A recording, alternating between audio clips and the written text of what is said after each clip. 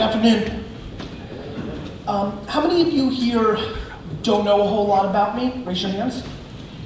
Right, that hurt. Tough fucking start.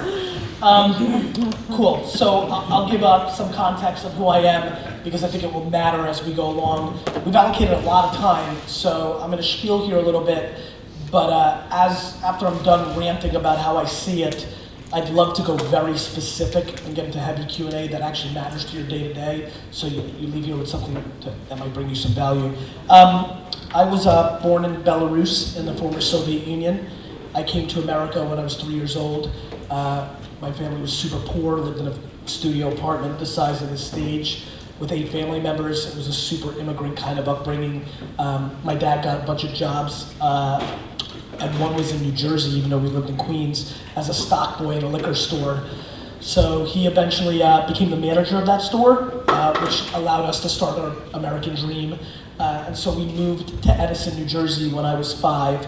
That's where I started being an entrepreneur. I mean, started being an entrepreneur right away, but this is where I started to kick in and start realizing I was into selling stuff. I started a 6 lemonade stand franchise when I was 6. I didn't ride a skateboard when I was 6, but I rode around in my big wheels. Do you guys remember big wheels, those little bikes? I used to ride my big wheels at the end of every summer day, collecting my cash from all my friends behind the lemonade stands like I was little Tony Soprano or something. When I was 12, I started my first real business.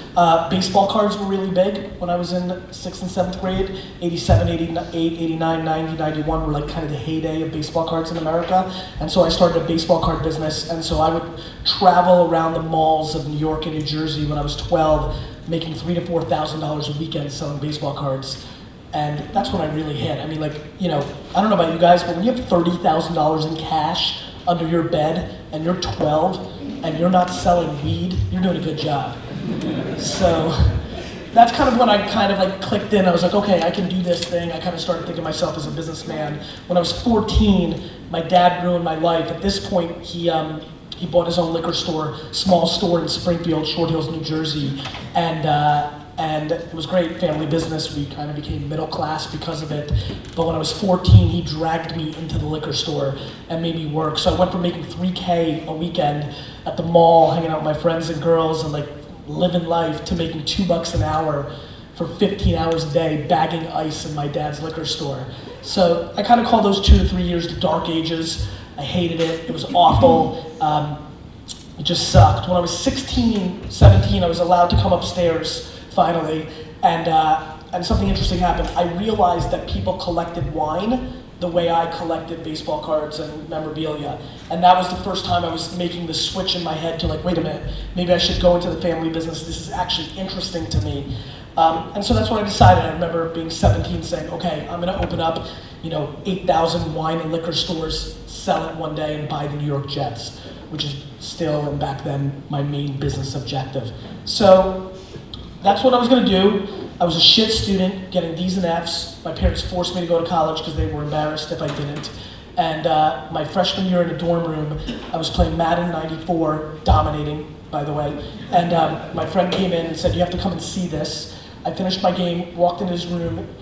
It was a computer. I knew what a computer was. This was 1994. I knew what a computer was, but at that point, I barely used one ever. I had a word processor to do the papers I was supposed to do back then. And it was the first time I heard coo-cooch. First time I heard the internet. My friend Tokyo Joe was in front of the computer. He looked me dead in the face and said the words that basically changed my life. I can see it. I can close my eyes and see him right now. Sitting in front of a computer, huge.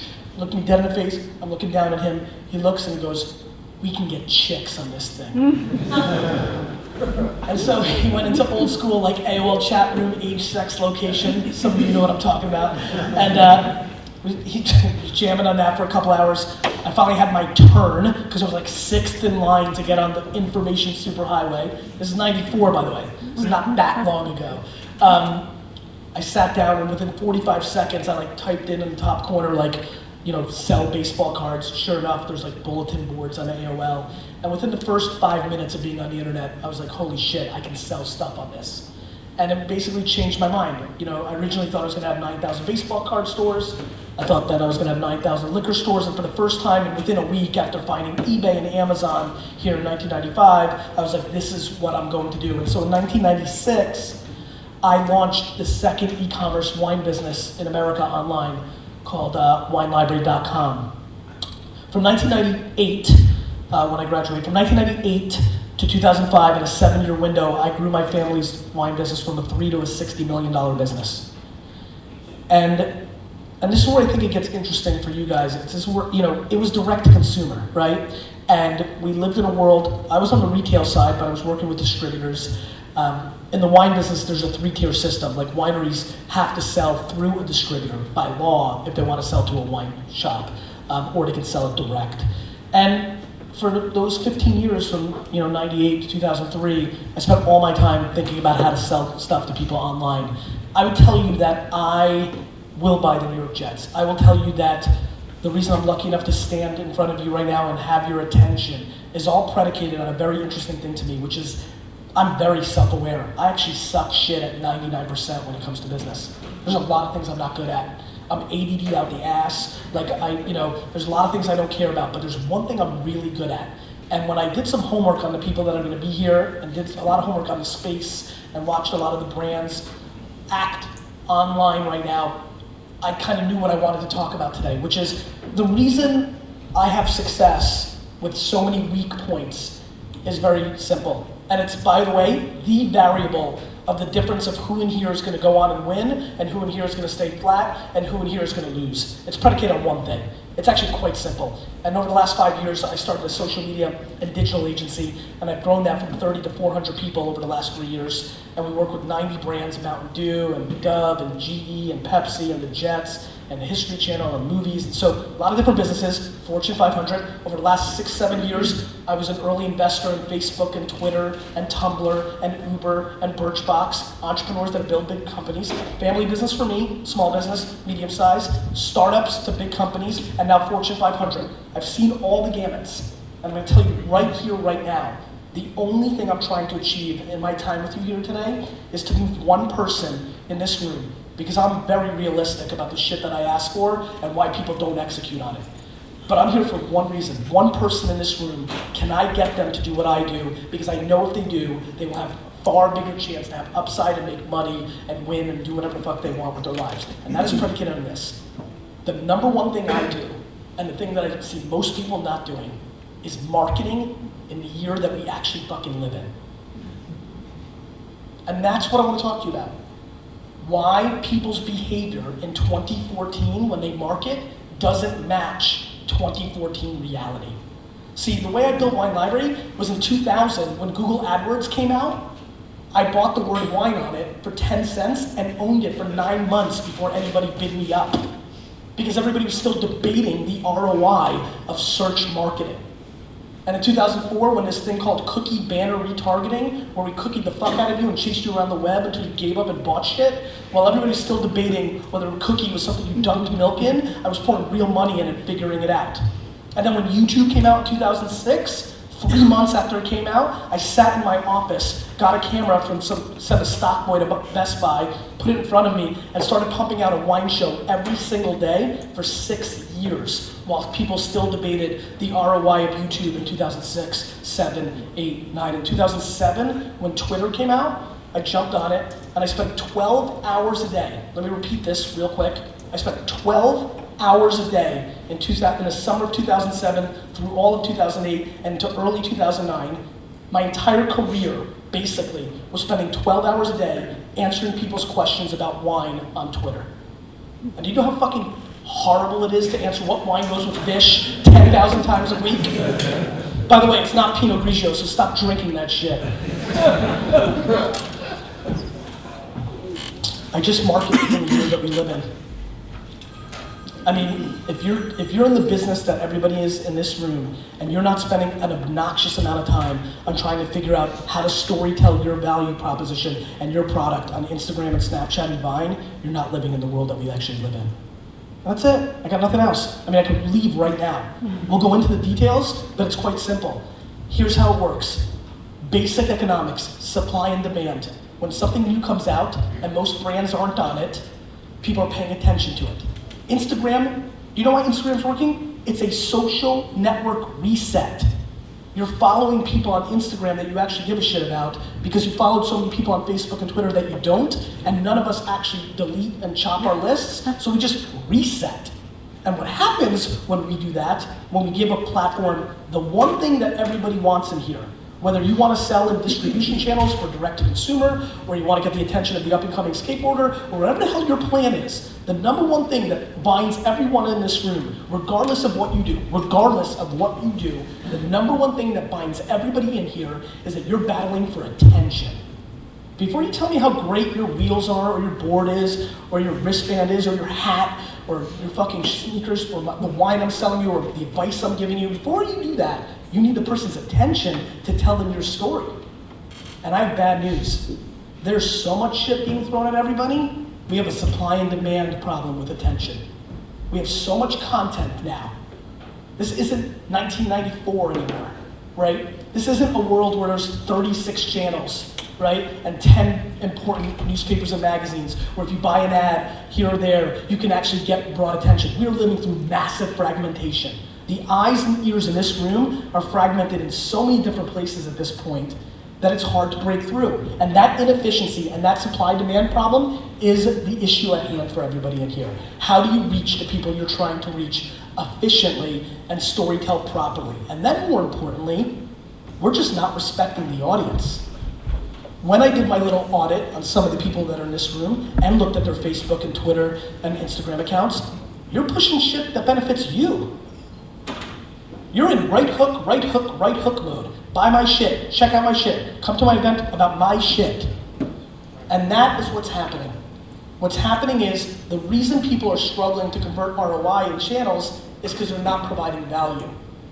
And that's what happened. My big explosion at WineLibrary.com was 1999 when I started email marketing. Email marketing wasn't a thing. People didn't really even know what email's power was. I started sending out a daily email for Wine Library. How many people here have an email list and or have ever managed an email list for their business or startup? Raise your hands. Just curious. Cool. So for the people in this room, how many people worked with email marketing and done that, for the people that raised their hands, that have done it for more than 10 years or for about 10 years? Awesome. So for about 10 of you, you know what I'm about to say, which was in 1998, I had 89% open rates on a 400,000 person list. Yeah. And now that same list, and we do all the great stuff, has a 31% open rate. Because more than I know that the sun will come up tomorrow, I know that marketers ruin everything. It's what we do. And I'm proud of it. I get excited when I see, oh, people like Snapchat, I'm about to ruin the fuck out of that. That's what we do, right? Show me a place where there's attention, and I'll show you people trying to stop you from paying attention to what you want, so you pay attention to what I got, so you buy my stuff, right? And that's what happens over and over. Television didn't have commercials until they couldn't get enough money putting products into the TV in the 1950s, so then they stopped us and gave us commercials, like radio, right? TV had a big promise. We're not gonna screw up with you like radio. It's gonna be just a show. It never happened. Stopped it for the money, right? Reading a nice magazine, you turn a page, you're into an article, boom, full page ad of a car. You don't want that, you have to go around it. For 70 years, marketing has stopped us from doing what we want to tell us about what they wanna sell us. But there's a problem, isn't there? The problem is it's 2014 and technology is catching up. For some of the youngsters in here, we used to have a world where if we missed our TV show, we missed our TV show. When I missed the Wonder Years in 88, I missed it. I had to wait for the fucking summer and hope to catch it on the rerun. We live in a world now where technology allows us to actually skip, whether it's through DVR and all that. How many people in this room watch TV outside of live sports on their time? HBO to go, DVR, Netflix, that stuff. Raise your hands, don't bullshit me, raise them high, I wanna know. How many people watch TV on their time? About 90% of this audience. Meanwhile, and real quick, how many of you fast forward every single commercial? Raise it, beautiful, oh weird, all of you. Meanwhile, the brands that I represent and corporate America are spending tens of billions of dollars telling you a story about their product in a world that every single day, less and less of us are actually watching. So look, do I believe in radio, television, print, outdoor? Do I believe in that? Sure, I believe in media. I just don't think it's worth the price that it is in 2014 versus 2009 versus 2007 versus 2005 versus 2003, 1, 98, 97. Yet it's priced that way.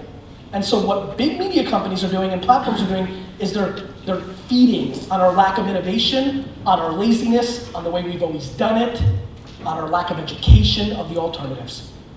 And by the way, this is not just a traditional media thing. Google reports that AdWords are down 20% in their click-through in the last 12 months. So what happens is you jump on something, marketers ruin it, and we as consumers start adopting to the behavior. Where we used to open an email from a news list, 90% we're now at 30. As a matter of fact, how many people here have Gmail? Just curious, Gmail? So you guys might have noticed 9 months ago, Gmail all of a sudden created a promotions tab where most of that shit went. And if you have an email list, that was bad. You as a normal person were like, that's cool, that's shit in my inbox, right? And so that's it. Look, I have 1 million+ followers on Twitter. When I had 100,000 of them 4 years ago, I got much more action out of that. Supply and demand. Less people talking, more people converting. And at the end of the day, let me say this. I only love social media right now because it sells shit. I'm not a techie, I'm not a marketing guru, I don't give a shit, I want to sell stuff, right? And that's where I come from. And all I have ever done in my career, over and over and over again, see? And over and over and over again has been market in the year we live in, because when you do that, you get a bigger return on your investment on what's actually happening. People then come in, it gets more expensive, you use it for a little while, you start siphoning a percentage off of that because it becomes more expensive, less of an ROI, and you reinvest those dollars into the next place where the consumer's attention is and try to figure it out. And the reason it's hard is because it's hard. It wasn't fun for me last January when Vine came out and I was coming home at 11 p.m. after meetings and then staying up from 11 p.m. to 3 in the morning for 4 months trying to figure out how to market on Vine by watching 7 billion 6-second videos of people like slapping each other in the face and whatever the fuck, right? But I wasn't predicting that Vine was going to be big. I was just looking at data. Vine was in the top 50 in the App Store every day, and I just watched every day. More in 12 and 13 and 14 and 15-year-olds spending more and more of their time consuming. And that's it. That's my thesis. My belief is that a lot of you are spending a hell of a lot of energy and a hell of a lot of money in a world that doesn't exist, that you intuitively understand what's going on, but you're not putting in the effort to deeply understand what's going on. You think of the top line, I don't think there's a lot of people here confused that Snapchat and Vine and Instagram matter, but I definitely know that people haven't put in the work to truly figure it out. And I think it's a mistake. And whether that's the work to hire the right people to do that, whether that's you to do it, you've got to decide how you want to roll. But especially for this audience, more than 95% of the audiences that I speak to, you have no choice but to stay on top of stuff because your audience maps directly to your products and they care about this stuff. And so the upside's huge. And more importantly, knowing what I tell wineries, just came from Napa and said, look, to me, just like this, says, look, you shouldn't sell me your wine. When you sell me your wine, you're only getting 50 cents on the dollar. I'm like, you should sell it direct to consumer, but you're not good enough at marketing to do that, which is why you need me to do it. And so we now live in a world where the internet has allowed everybody in this room, the majority of the people in this room, to sell their products direct to consumer. And you have to give up a lot of money every time you're not good enough to do that. So that's it. That's how I see it. And so, I think that the stakes are really high. I think the bigger issue at hand is this. It's kind of like running a marathon. It's like running a marathon. If you're going to run the longest marathon and you've never run before, you can't just go cold into the marathon, right? You've got to run on the treadmill for a couple months, eat better, maybe run a couple 5Ks, then you're ready. The biggest problem that I see that's going to hurt a lot of small, medium, and big businesses is that people aren't preparing for the world we're about to live in. I think the world we're living in right now, first of all, I think we're all very lucky to be living through it. I'm pretty pumped. But more importantly, I think we're grossly underestimating how big this culture shift really is. We are living through the biggest culture shift of our time. The biggest. The internet invention is 100% the second industrial revolution. The stakes are high, there's gonna be a lot of winners, there's gonna be a lot of big losers. I stand in front of you right now knowing that Walmart is out of business. Walmart is out of business over the next 15 years. Gone, because they allowed Amazon to out-innovate them for the last 10 years, and they have too much infrastructure to be able to compete with the world that we're gonna all live in, which is Amazon is just completing right now 19 full warehouses across the entire country, and everybody from New York to LA to the middle of Idaho is gonna be able to get product same day free shipping. And the number one thing I know every one of your customers values is time. Money, the health of your family, number one, money, number two, and number three, time. That's why kids that barely are making any money are ordering Ubers because they care not about their 9 minutes. That's why, remember the last time your phone or your internet at home or the office was 3/100ths of a second slower than normal? How fucking pissed you were? That's how much you value time. And so what's gonna happen is time is gonna continue to become a huge variable. That if you're not in where they want you to be, if you're not marketing in the streams that they're in, the average 26-year-old and under actually does not see the right side of a website. Let me say that again. The average 26-year-old and under, through an interesting study that I just saw, does not see the right side of a website. Because they grew up in a Facebook environment where the ads were on the right side, all their websites, ads on the right side, and they literally can't recall after 15 seconds of being on it, and then 5 seconds later, they cannot recall, at scale, cannot recall the right side. Middle, no problem. Left, no problem. Top left, no problem. Right side, nothing. Multi-billion-dollar industry, the banner industry, that has a 0.01 click-through ratio. So, I just think people aren't marketing properly, and I think the stakes are high. And I think we need to figure it out. And we live in a world now where what I'm most fascinated by for you guys is, look, I don't know everything. I actually don't know a whole lot, but I know enough to be dangerous about the thought of the right riders endorsing and things of that nature We're living in a world now where everybody is becoming a celebrity. 15 minutes of fame is becoming everybody has 15 fans. And I really think there's a huge opportunity for people to attack that. I think specifically in your world. I would respect, depending on the products you sell, of course, the proper skaters are the right way to go, but I would also challenge you guys to pay attention at the upside of doing micro deals with the influencers are so inexpensive now. The cost of reaching influencers is so low because there's so many of them. Good old-fashioned supply and demand. So the opportunity to find the Instagrammers and the Snapchatters and the Viners that have $5, $10, $15, $20,000 followers, and your ability to just give them free swag or buy them a In-N-Out burger or something and get your brand in front of an audience is incredible. So there's a lot of tactical opportunities at hand. And so I implore you to really give a lot of thought to the notion of, are you marketing in the year that we live in?